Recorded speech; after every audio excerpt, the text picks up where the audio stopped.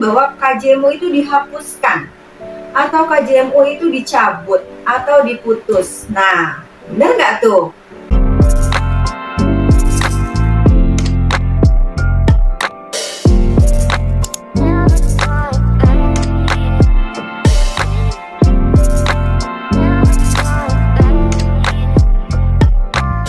Assalamualaikum warahmatullahi wabarakatuh. Welcome back to Umiras Channel. Apa kabar teman-teman? Semoga sehat selalu ya.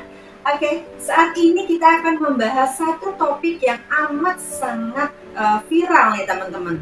Nah, tapi sebelumnya saya ingin mengucapkan terima kasih terlebih dahulu kepada teman-teman yang sudah selalu setia mensupport channel ini. Semoga kita senantiasa diberikan kesehatan, kebahagiaan, dan kesuksesan. Amin, amin ya rabbal alamin. Nah, buat teman-teman yang belum support, yuk langsung aja klik tombol subscribe, like, komen, dan jangan lupa untuk nyalakan lonceng notifikasinya agar teman-teman tidak terlewat informasi dari channel ini. Oke teman-teman, apa nih berita yang sedang viral yang berkaitan dengan dunia perkuliahan? Yups, benar ya, itu tentang KJMU. Nah, ramai beredar kabar nih teman-teman bahwa KJMU itu dihapuskan atau KJMU itu dicabut atau diputus. Nah, benar nggak tuh? Nah, berdasarkan informasi yang saya kutip, ada pengurangan penerima manfaat dari KJMU. Jadi pengurangan ya teman-teman, bukan penghapusan KJMU. Jadi KJMU ini tetap ada, tapi sedang ada pengurangan penerima manfaat KJMU. Jadi bagi teman-teman yang tidak masuk atau tidak layak untuk dinyatakan menerima KJMU, maka inilah yang KJMU-nya dicabut atau diputus. Nah, kategori layaknya itu apa sih teman-teman? Nah, saat ini Pemprov DKI itu sedang mensinkronisasikan data dengan Kemensos, yaitu Pemprov DKI menggunakan data DTKS atau data terpadu kesejahteraan sosial.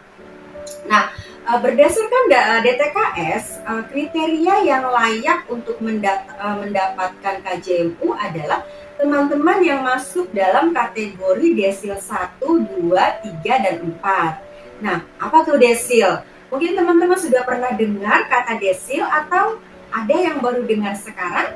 Nah, desil itu adalah pengkategorian tingkat kesejahteraan rumah tangga.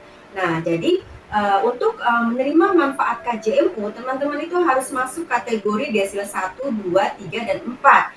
Di mana desil 1 itu kategorinya adalah sangat miskin, desil 2 itu miskin, desil 3 itu hampir miskin, dan desil 4 itu rentan miskin. Jadi kalau teman-teman masuk dalam 4 kategori ini, maka teman-teman dinyatakan layak untuk menerima KJMU.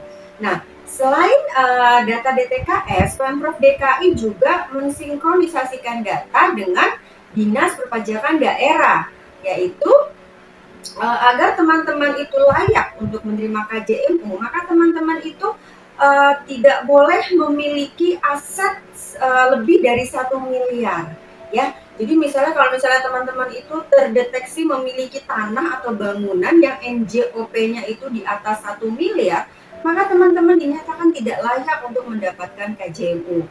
Kemudian misalnya nih teman-teman dinyatakan atau terdeteksi memiliki kendaraan roda 4, maka teman-teman dinyatakan tidak layak untuk menerima KJMU. Nah, jadi ini adalah persyaratan yang harus dimiliki oleh teman-teman. Nah, persyaratan ini terdiri dari persyaratan umum dan khusus. Nah, saya pernah membahas di video saya yang sebelumnya tentang tata cara atau cara untuk mendaftar KJMU. Nah, buat teman-teman yang belum menyimak videonya, silakan teman-teman nanti bisa lihat di kolom deskripsi. Saya akan cantumkan linknya, atau teman-teman juga bisa klik link berikut ini. Oke? Nah, misalnya sekarang ini teman-teman terdampak dari pemutusan atau pencabutan KJMU, maka teman-teman tidak usah khawatir. Teman-teman yang harus teman-teman lakukan adalah yang pertama, teman-teman tetap mendaftarkan KJMU-nya kembali ya melalui link p4op.jakarta.go.id/KJMU ya. Teman-teman daftar di situ. Nah, pendaftaran ini dibuka sampai dengan 15 Maret. Nah, semoga ada perpanjangan waktu ya, teman-teman.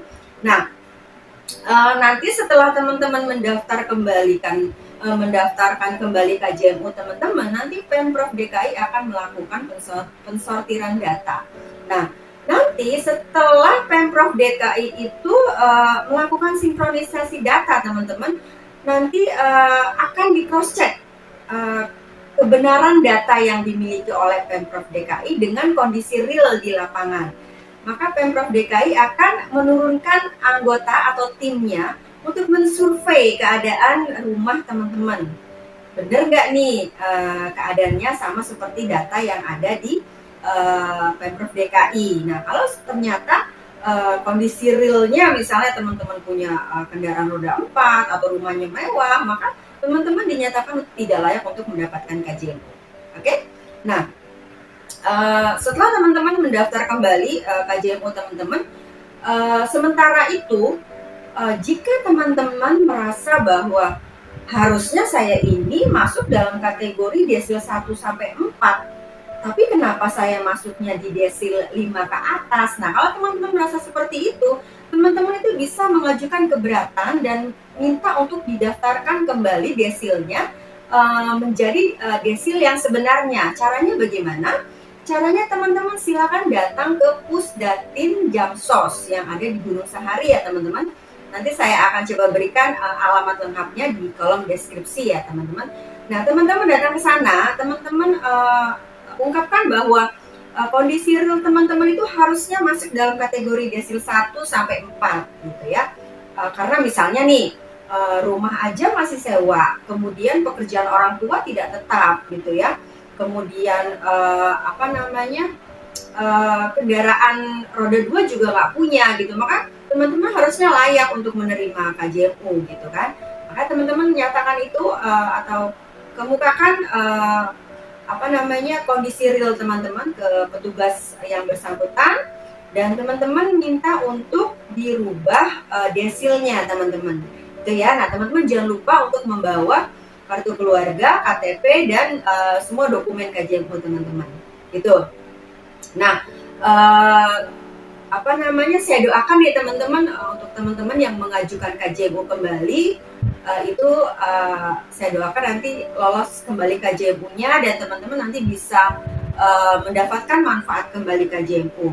Nah, bagi teman-teman yang baru mau daftar KJMU juga saya doakan semoga teman-teman bisa lolos juga ya. Semua teman-teman mahasiswa calon penerima manfaat KJMU semoga semuanya lolos, kemudian bisa menyelesaikan studi sampai dengan selesai. Oke teman-teman, sekian informasi dari saya teman-teman. Bagi teman-teman yang ada pertanyaan atau ada yang punya pengalaman yang berkaitan dengan KJMU, ya silakan tuliskan di kolom komen ya teman-teman. Oke, sekian video dari saya teman-teman, semoga bermanfaat, and see you on the next video. Wassalamualaikum warahmatullahi wabarakatuh.